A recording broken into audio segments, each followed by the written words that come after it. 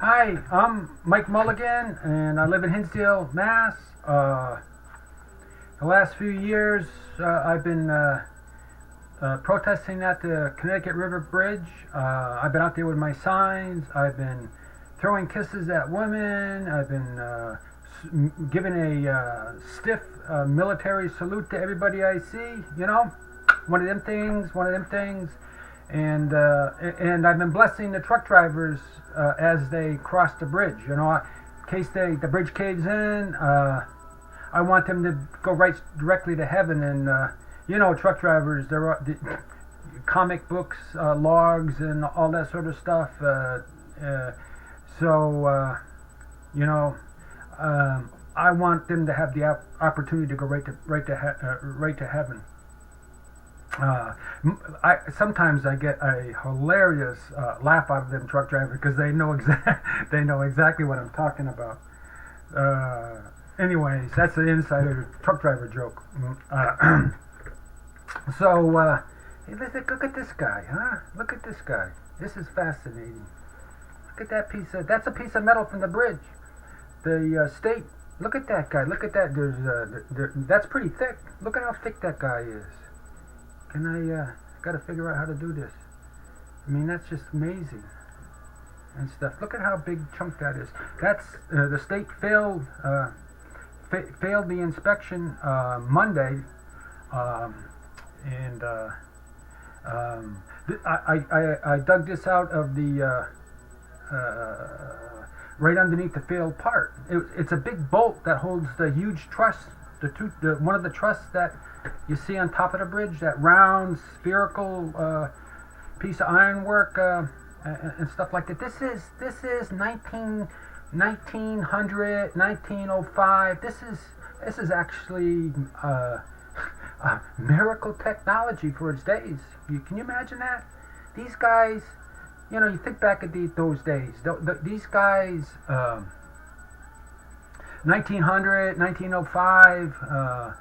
Maybe 1915, you know, that's the ironworks technology of those days. It was a miracle. Can you imagine in 1910, around that time? Can you imagine, you know, they were building all our highway systems, they were building bridge galores and stuff. Can you imagine the steel mills, how overwhelmed they were with work to build this piece of metal here, you know, in a basically a third world technology of the days. You know, overwhelmed all these iron mills and stuff like that, going full bore, trying to build up our United States of America. Who would have thought that this thing would last until, you know, 93 years later and stuff like that? Well, I mean, you know, we don't know the ductility of this piece, the metal that this came from, the big bolt that this came from. We don't know how brittle it is or how ductile it is. Ductile, that means strength. That means the ability to bend. If you go on that bridge now, the bridge jumps up and down. It seems this year to be jumping up and down more. I was just on the bridge a couple days ago, and that's called ductility. That's the ability of metal to bend and not break. Ductility. If you bend metal too much and too often and over a length of time, it turns from ductility to brittleness, and then it fails catastrophically. You get a crack, and it could fail catastrophically. And I tell people, you know, how do we know? The God's eye view, I'm talking about. The God's eye view of the structures, the metals, the cement footings, and all that sort of stuff. Do we know the true condition of the bridge, or a piece of metal, or a huge bolt, or a huge metal beam? How do we know the condition of that of that metal. You know, to really know the condition of that metal, you know, you gotta bring in X-ray machines and the God's eye view, and to know the underlying flaws. You know, you really can't tell. You look at a rusted beam and all that sort of stuff. You may even look at a good-looking beam and stuff like that. But you really never know unless you look at you take a perfect X-ray, a 3D X-ray, and you uncover all the flaws and stuff like that. As far as the cement bridge, the footings and stuff like that, you should see how deteriorated they are, and cracking and missing concrete and alkali, silica reaction these bridges have gone under for 93 years and stuff like that. How do you know? You know, you see the front face of the concrete, but you don't see behind the front face. You don't see on the other side where the dirt's all covered and the road sits on top of the footing and stuff like that. How do you know what the true condition of that cement is? You see what I'm saying? You don't. These engineers come in here, and I watched them inspect the bridge on Monday and stuff like that. They didn't even take documents. They weren't even documenting what they were doing, step by step. They're afraid to take pictures of these bad places and say, you know, we only need minor repairs on this bridge. If you've seen the pictures, if they took pictures of where I've been and I documented, and then they said with a straight face, there's only minor deterioration on this bridge, you would think somebody's crazy, and it wouldn't be me, and stuff. And so just think about that. Look at that baby. I mean, you know, look at the size. Look at how thick that is. This is the metal is flaking off. You know. I'm gonna obscure this a little bit because I don't want you to see my bedroom. Look at this. Nope, you've seen it anyways. Look at that. That's all the pieces. If I can hold it steady, I'm trying to show you how you know. Look at all that. So that's all rust.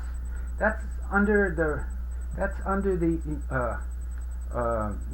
failed component they're going to fix within the next week or two and stuff. And it's only minor repairs. It's only minor deteriorated. I gotta so that there. Look at that. I mean, if we get a little closer, maybe. Look at all that rust. I mean, that's just this minor spot, a minor part, the part that failed. I spent about like 30 seconds collecting all this and put it in my pocket. And look at it. Look at all that rust. Some of it's metal. Is that bridge deteriorated a little bit? Is that going to last for another 10 years? You tell me. Is that going to last for another 10 years? You take a look at my pictures on the blog. Is that going to last for another 10 or 20 years? These guys are crazy. Every last one of them are crazy. So here we go. Going to put it back. And you don't see much now. Hey, I'm back.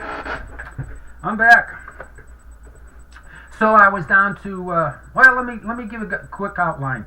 Sunday I got a call from a New Hampshire DOT official, a whistleblower, I should say, and he says the bridge is going to be inspected Monday, and you better be prepared to go down and visit the bridge if you can when they're doing the inspection. Monday morning, I got a call, and he says, Mike, the bridge component, an important part, a component of that bridge has failed the inspection, and you need to go down to the bridge right now. So I went down there, took pictures, and all that sort of stuff. I got underneath the bridge, and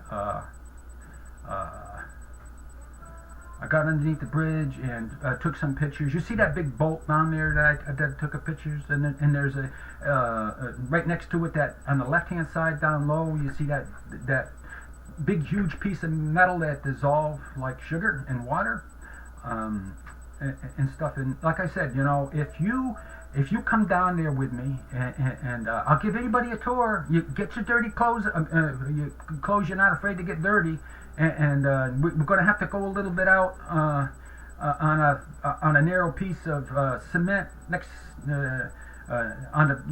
that's close to the edge of the bridge and stuff. If you're afraid of heights, you won't go where I'm going to take you and stuff like that. But come on out and get to the middle of the bridge underneath that footing and stuff like that. And let me show you what's going on. Let me show you, and you make your own determination. of the condition of that bridge. Don't you depend upon any official or engineer or scientist that's paid to protect their bosses and stuff like that. You come and make, that's what I'm saying. Don't listen to me. I'm full of shit. Make your own, I'm telling you, make your own determination. Come on down there with your own eyes and make what you will out of what I'll show you and stuff like that. That's what I want out of people. I don't want you to, I want people to make their own determination and not depend upon a newspaper or a state official who's terrified of his job. As far as I've been told, the New Hampshire state employees are terrified of the mad dog Republicans that the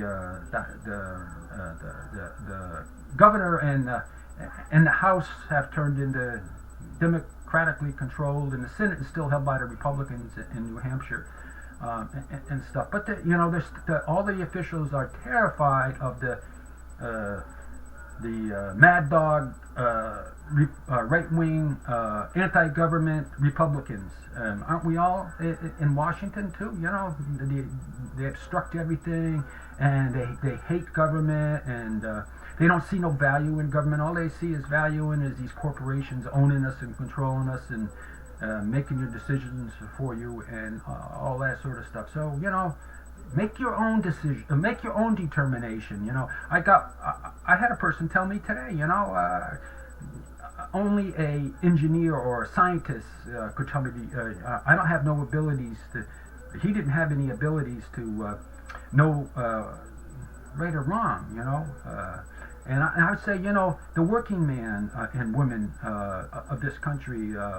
You don't need a college education to know right and wrong. We expect people that don't have a college degree to know right and wrong,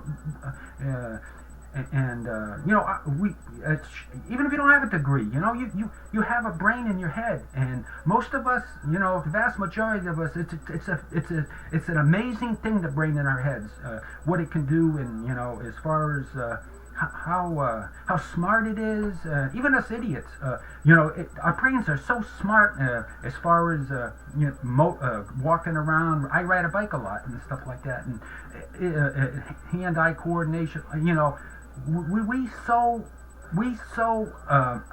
under appreciate our brains. It's pathetic and stuff like that. And there's a lot of people in this world that are going to say, don't believe what your brains tell you. You're not competent. Your brain is not competent to think. Your brain is incapable. You're an idiot. All you're good for is to be a slave. And I'm here to tell you, we're all a lot smarter than they tell us we are. They want a narrow segment of this professional class, gunslingers, to tell us how to think and be slaves and stuff like that. And I'm saying, no, you're too smart for that. Even if you don't have a college degree, a lot of good college degree people, but they're few and far between. They got too many. They got families to feed, and vacations to take, and all that crap, and beautiful brand new cars and stuff like that. They got too much on their mind to tell you what the truth is, and so that's what I'm here to say and stuff. Don't you believe a thing. Make your own determination and stuff. Don't depend on the gunslingers to tell you how you live your life and stuff. So, anyways, like I said, I went to the bridge on Monday morning. I got my pictures up. The Popperville Town Hall. That's my blog. And I got my pictures on it before noontime. I was down there around 8:30 a.m. and taking pictures and stuff like that. And I've talked to an assortment of people. And I said. I got word from the New Hampshire DOT officials. This is going on, and as time went from that Monday afternoon until today, everything I said was truth. I didn't exaggerate or anything like that. So I wanted to educate the Reformer. Went to their office and I talked to an editor. I don't know. Which editor? It didn't look like Bob Audette. It looked like the other guy, but anyways, I went into his office and I dumped all this stuff. I dumped all this stuff in on his desk. All that stuff you'd seen earlier. I dumped that on his desk. I says, "You mind if I got a little prop here? Would you let me present it and stuff like that?" He didn't know what he was getting into, so I dumped it on his desk. I don't know. It was about 3 pounds, 5 pounds of rust and metal and stuff like that. Remember? And so I dumped it on his desk, and he kind of looked at it, and he a little, shocked is what I see. I picked up this piece, and I says, here, you go, feel how heavy this is, and he wouldn't touch it. He wouldn't, he kind of pushed away, and like, I don't know, if it's a weapon or something, or poison on it or something. Don't go on, no, don't, and stuff, and so. Basically, he wouldn't pick it up. He wouldn't put it in his hands. He wouldn't dirty his hands like a working guy,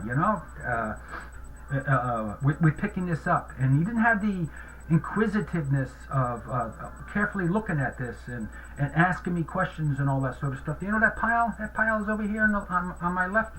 He didn't show any inquisitiveness at all. And so he wouldn't look. He wouldn't put this in his hands. He wouldn't spend time looking at these pieces of flaked off rust from underneath the Hinsdale Brattleboro Bridge and stuff like that. And so I talked to him a little bit and tried to tell him the outline of my activities and stuff like that. I asked him. I says, why don't you send a reporter with me, get in his dungarees and be prepared to get a little dirty and stuff, and come on down. I'll take you a tour. I'll take you underneath the bridge where the secrets are hidden. Where the secrets are hidden. Where the state doesn't want you to go down there. That bridge is in perfect condition. They don't want you to go down there to see where the dark, dirty, rotten secrets are. Underneath that bridge, the thing that you'll have to go out of your way a little bit. Take a chance of you got to snake around on the edge next to the 20-foot fall into the Connecticut River. You got to have a little courage, a little inquisitiveness in order to see where most of the damage is done on this bridge and stuff like that. So I said, why don't you have one of your reporters bring a flashlight, wear clothes that you're not afraid to get dirty, wear working man clothes, and he says, why should I? Why should I? I said, what do you mean, why should you? He says, well, we're not experts, we're not engineers, we have no way of knowing how to interpret this. Was he got reporters that are idiots? And stuff like that. It says, how will we know what we're looking at if we went underneath that bridge? We're not scientists. We're not engineers. That class, that narrow segment of class that they want you to see the world by. That's what you've seen here. It is a narrow segment of the professional class with the state engineers and the gunslinger engineers and intimidated New Hampshire DOT employees and stuff like that are trembling for their jobs, terrified of the Mad Dog Republicans up there and stuff like that. So they want you to see a narrow segment of the population. They don't trust you. The Brattleboro Reformer doesn't trust you to make up your own mind. They don't trust you to look at that dirty, rotten, rusted bolt that needs to be repairing and stuff like that. They don't trust you to make up your own determination. I don't know what's going on. Maybe Brattleboro's, is hanging on by their bootstraps as far as the economy and everything closing down and the place looking like a mess and all that sort of stuff. We're all disillusioned and trembling in our little shoes and little people, because the economy around us is weak and everybody's terrified of losing their jobs and terrified of asking for a higher more money and stuff like that, only accepting less and less income and stuff to survive on. Maybe that's what's wrong. Maybe that's why the Brattleboro Reformer doesn't want to show you really what's going on. They're afraid to get their employees underneath that bridge and show you the real world. Trust that little people, the working slugs, can interpret things with your smart brains, your amazingly smart brains. The universe is the gift of the universe, as far as the most valuable 2 or 3 pounds in the universe, as far as how thinking and stuff like that. We're smart. We're smart. We're smarter than they think they are. We're smarter than our education. I tell you, either a professional education or maybe you didn't go to college and stuff like that. You're smart. We're so goddamn smart. They want you to think you're stupid. You're a slug. You can't think. We'll present the world to you. Us special people will present the world of you. You don't matter. I'm here to tell you do matter. Every goddamn one of us matters and stuff like that. And that's what I got from the Reformer. That they present this manufactured happy land, tourist land type of image, and they can't tell you what the world really is like. I'm disappointed with them as far as well, we don't want our reporters getting dirty and risking their lives, and they're not professional people. They don't know nothing about bridges and stuff like that. And I'm saying, the world needs the bottom half to be thinking and interacting and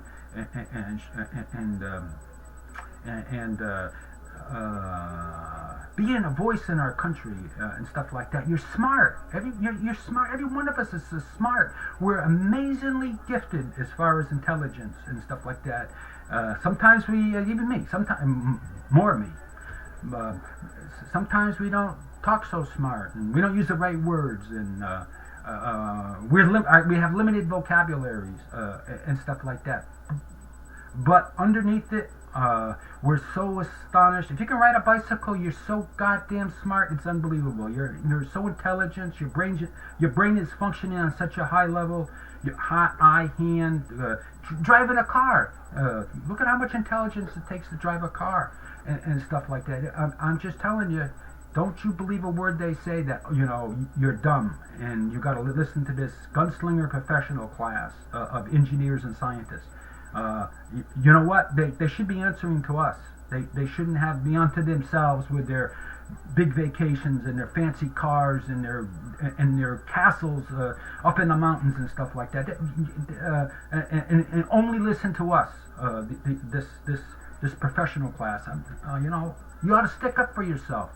All of you people. You are a lot smarter than the elites think you are. You ought to command and take back this world instead of giving it to them. That's the way I look at things. I'm Mike Mulligan. I live in Hinsdale, Massachusetts. What idiot. I live in Hinsdale, New Hampshire. I've been working on this Hinsdale-Brattleboro Bridge. It's unsafe. It's unsafe as far as somebody passing on that bridge in a car. If we had an earthquake, it would knock that thing down pretty quickly. If one of those big tractor trailer logging trucks with a trailer full of logs, if they had an accident on that bridge and turned off had an emergency turn off the road and hit a stanchion or something like that, that'd be it. The bridge would be done. It would damage the people on the bridge. It would severely damage the economy of Hinsdale and Brattleboro, and it's honestly a threat to our livelihoods and the value of our property. I talked to some people, and already this sense of being it's so hard to get into Hinsdale from the turnpike.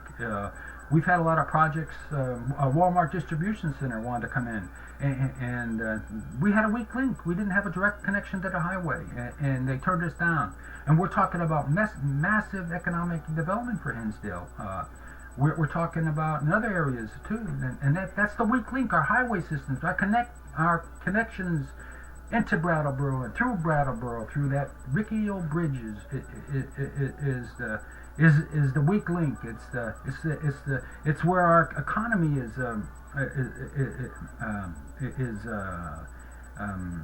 limited. It's where the flow to the pipeline is restricted so much that we won't have rising incomes and greater lives, and our children won't have a better life than you and me have, and stuff like that. You ought to think about it. This bridge means a lot, and besides the bridge, it's the attitudes behind it. It's the political attitudes and the New Hampshire DOT and stuff like that. It's the limited thinking of everybody involved in here. All these officials, the limited officials. Many times, when they look at Brattleboro or Hinsdale and $35 million bridge, so-called, and stuff like that, they're saying, "Oh, well, you're stealing money from my kids." All of Concord and Nashua and destinations east of us on the seacoast and the high population areas. They're not saying, we're all valued equally. They're saying, if you put a bridge over in Hinsdale, you're stealing money from our kids. You're stealing education. You're stealing opportunities from our kids and stuff like that. And that's why they veto. They veto everything around Brattleboro. In Hinsdale and a lot of our roads. That's why in Hinsdale now this winter. Tell me the truth. Isn't our roads? Isn't Main Street going through Hinsdale in terrible conditions from the bridge on up to downtown and beyond? Miserable roads and stuff like that. That's all property values there. That's the first impressions everybody sees. You got a miserable road, and you guys all are depressed, and you don't care about your lives, and you just kind of surviving with nothing, and you're disillusioned, and you hate everybody and yourself. Is that the truth? Is that the truth? Is that the truth, really? And if it is, we're in tough shape. We're in a lot tougher shape than that damn bridge over there I'm talking about. And it asks us, what do we think about our lives, and what do we think about our futures? And have we all given up? Are we the armpit of New Hampshire? I heard that from pretty high officials and stuff like that. Oh, well, we're a small population, and you're a nothing, and you'll never be a nothing, and your families are nothing, and human life is worthless and stuff like that. You just let everybody roll over you and stuff like that. And that's our roads. The condition of our roads are the condition of our bridges, the conditions of all of our infrastructure and stuff like that. Ask us, shows what do we think about our lives? Are we special? Are our futures?